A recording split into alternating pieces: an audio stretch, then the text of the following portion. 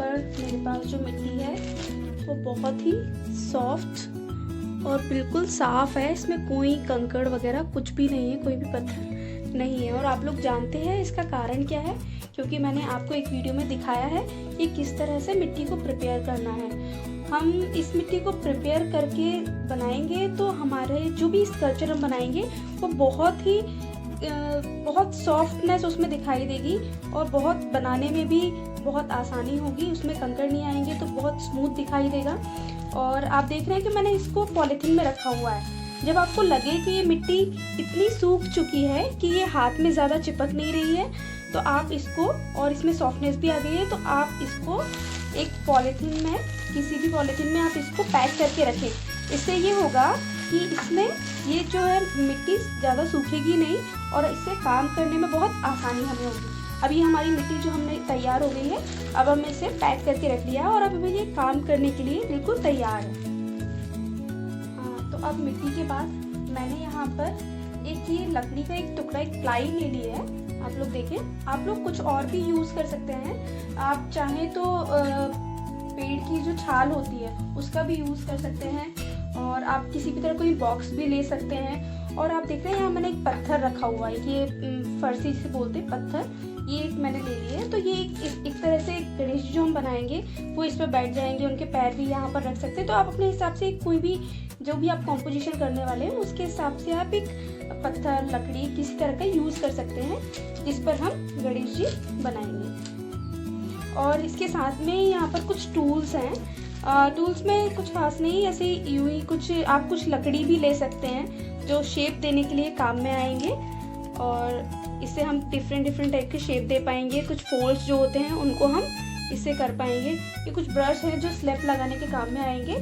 जैसे कि आप देख रहे हैं ये मिट्टी है, मिट्टी के ये देखिए मिट्टी में मैंने पानी मिक्स किया रखा है। जब भी हम कभी कहीं जॉइंट करेंगे, जैसे कि हाथ, पैर या फिर कुछ भी हम कान वगैरह जोड़ेंगे तो उसको हम इस तरह की घोल से चिपकाएंगे। इससे आसानी होगी कि वो अच्छे से चिपक जाएगा और उसमें क्रैक नहीं आएंगे।